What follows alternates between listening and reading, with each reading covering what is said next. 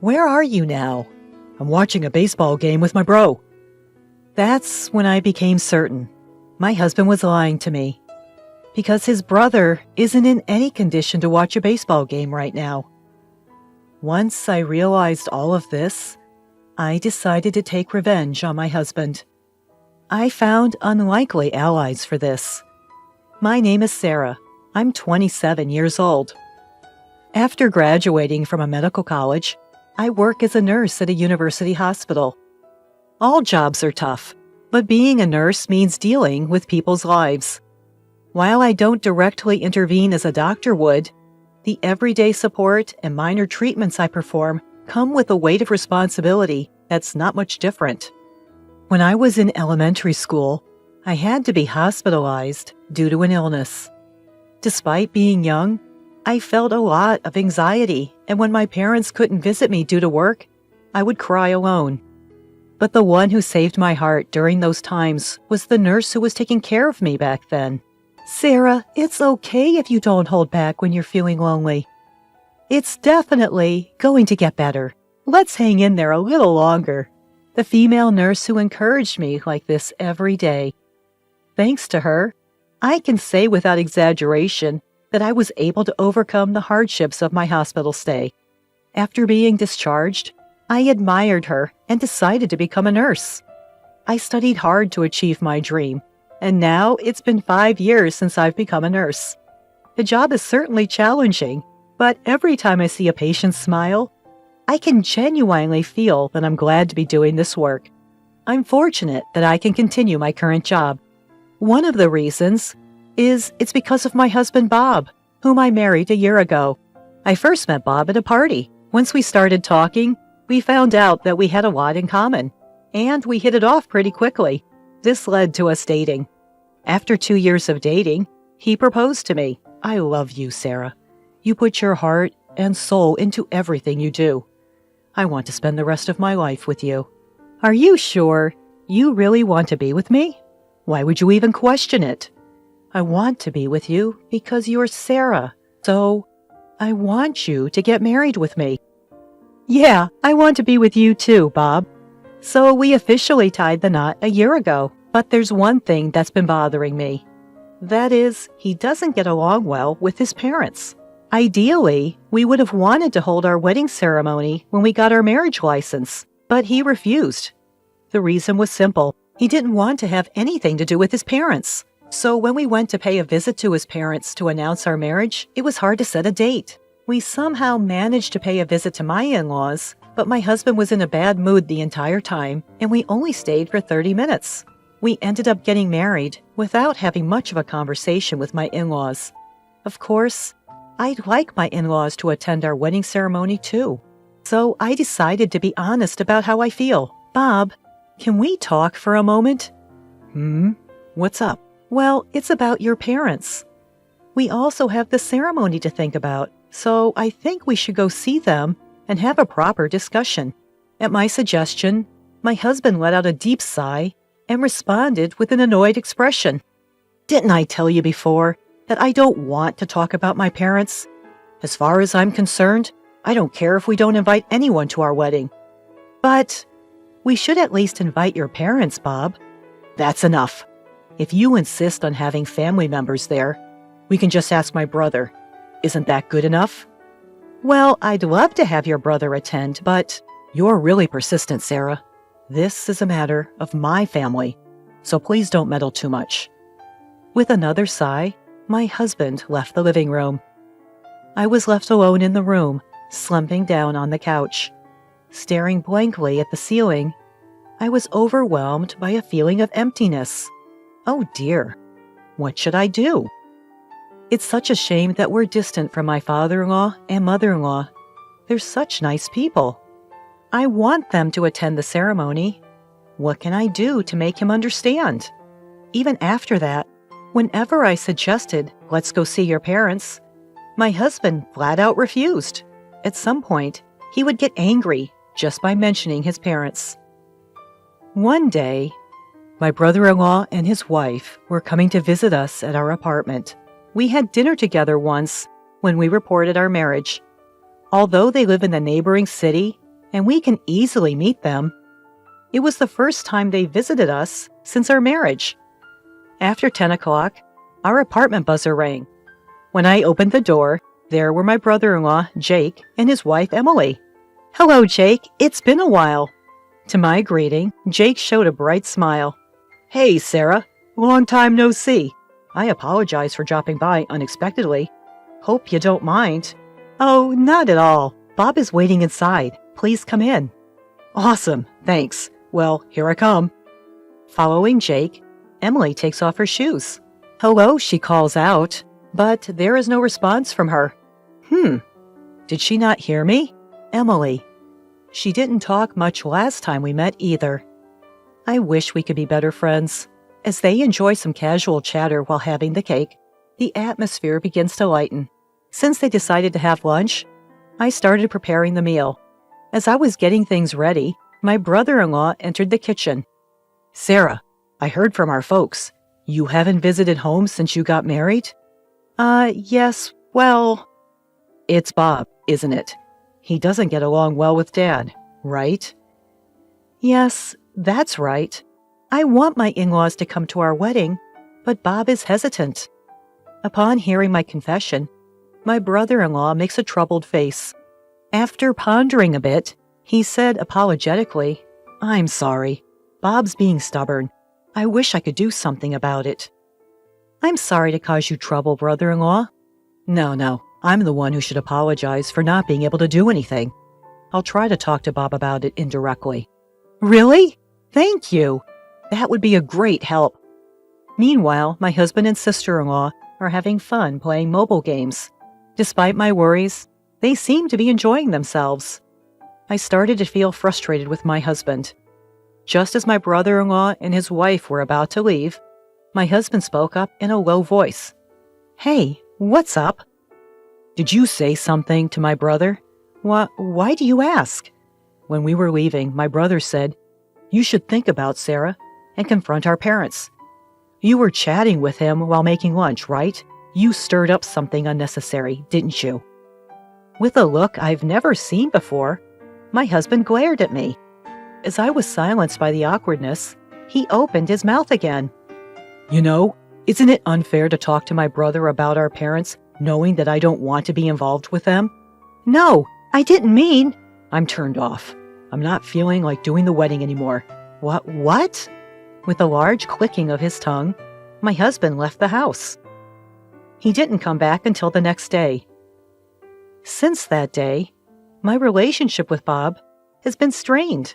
Our conversations dwindled to the bare minimum, and the once light-hearted atmosphere was gone.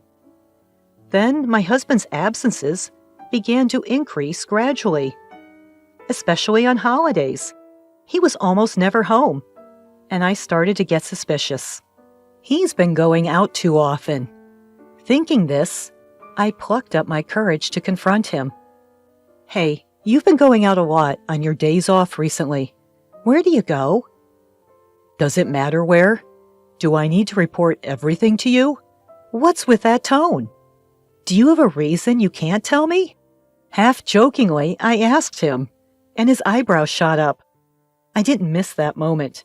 In a fluster, he said, I've been going to my parents' house." "Parents' house? Bob's?"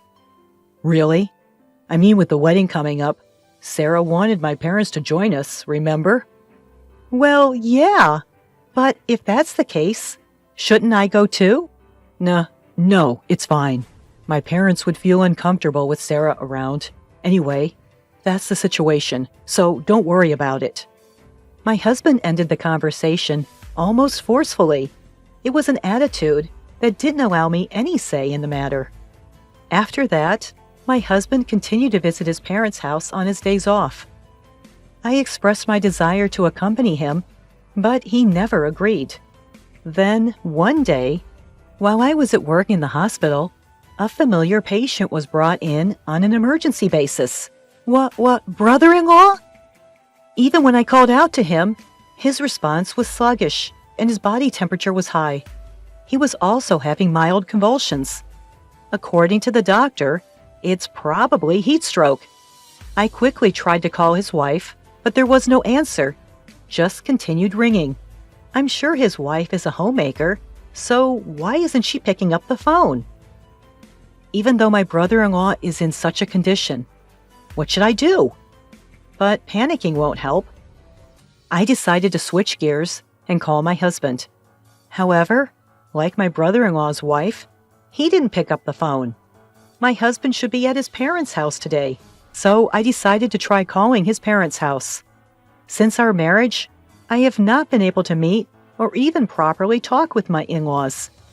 They might not think highly of me, but I can't care about that right now. When I dialed the landline of the in-laws' house, after a few rings, my mother-in-law picked up the phone. This is Sarah. I apologize for not being in touch for so long, mother-in-law. Oh, Sarah! It's been a long time. Have you been doing well? Yes, thanks to you. I'm sorry, I haven't been able to visit. Don't worry about that. I'm glad to hear you're doing well, Sarah. And is Bob doing well? Yes, he's well. Wait, what? I was taken aback by my mother-in-law's words. My husband should be at his parents' house right now. Confused, I hesitantly asked my mother-in-law, mother-in-law, isn't Bob there now? Bob? I haven't seen him since he introduced you when you got married. What? I thought he's been visiting almost every week.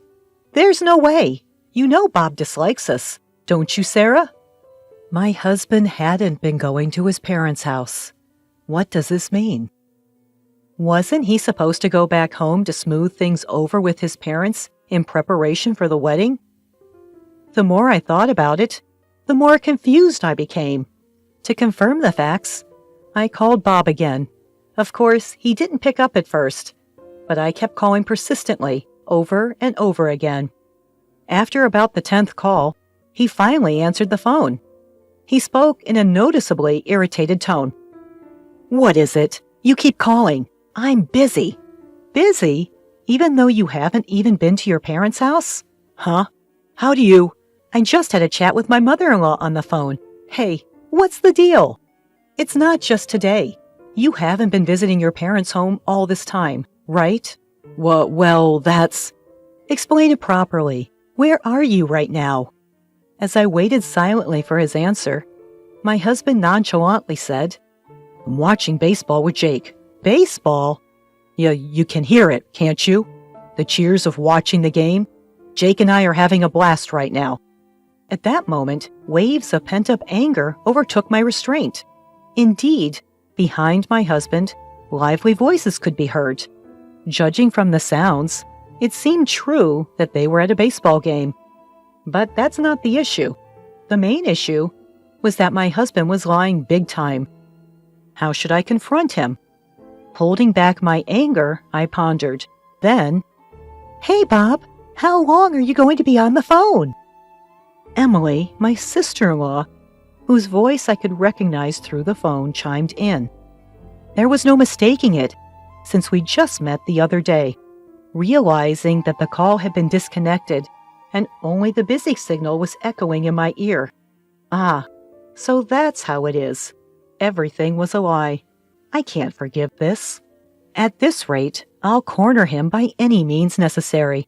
I, who realized everything, headed to Jake's place. Fortunately, his condition had already stabilized, and he was sleeping soundly. I'll reappear later. As I was about to leave the room, opening the door, a voice came from behind me. Sarah? Oh, Jake, are you okay? Yeah, I'm fine. It was a heat stroke, huh? I was feeling sluggish, but I was so busy that I didn't have time to hydrate. Please be careful. I was really surprised when you were brought in.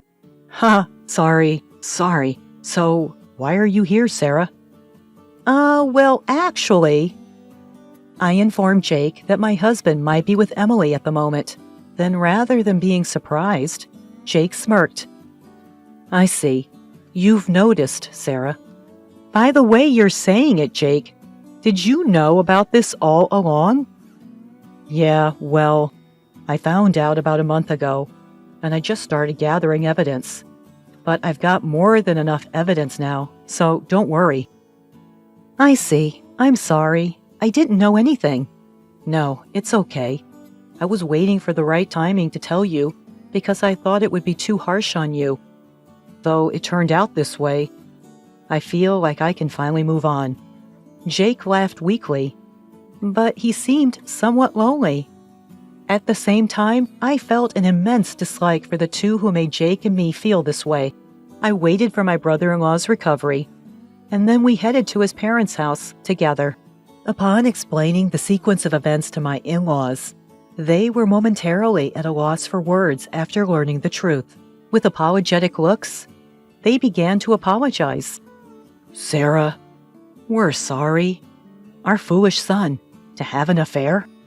"We're sorry, Sarah. We never expected this to happen." "Please, don't apologize. I'm okay." "But, right, honey?" "Yes, apologies won't fix this. We're truly sorry." "It's okay. Instead, could you lend me and your son a little help?" My brother-in-law and I proposed two things to my in-laws. From now on, ignore any calls for help from my husband and my brother-in-law's wife. Accept our respective divorces wholeheartedly. Without any hesitation, my in-laws promised their cooperation. After that, my brother-in-law and I each made simultaneous calls to his wife and my husband. Perhaps surprised to be called at the same time as Emily, my husband picked up the phone immediately. "Hello? Sarah, what's up?" "What do you mean, what's up? You're with Emily right now, aren't you?" "What are you talking about?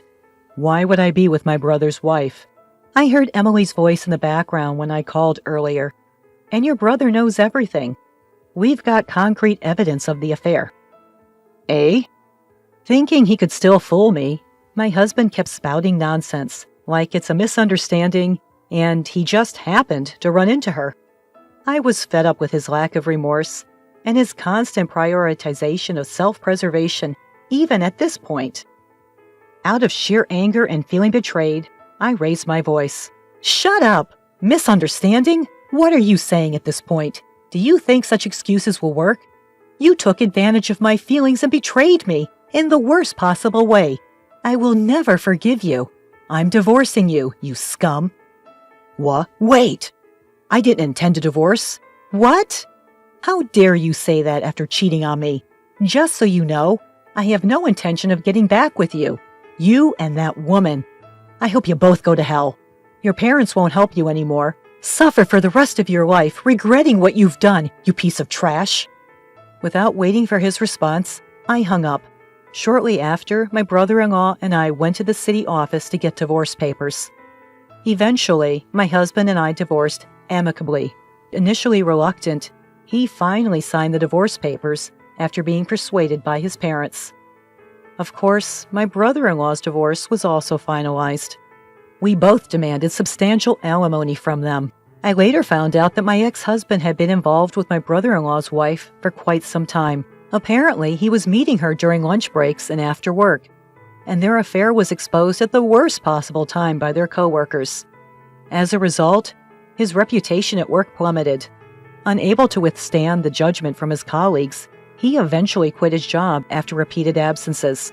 My brother-in-law's wife, who was a stay-at-home wife, also had her life turned upside down.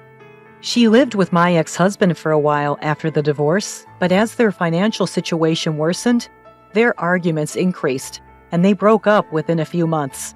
For a while, she won't be able to lead a decent life. On my end, surprisingly, I've been getting by day to day without much fuss. Right after my divorce, I moved to an apartment near work, living a carefree life. I still keep in regular contact with my brother-in-law and my ex-in-laws. Where I am today is thanks to them. They will always be important people to me. That will never change. I'll make sure to live in a way that won't bring shame to them. I'll prove that I can be happy on my own. That's the solemn promise I made to myself.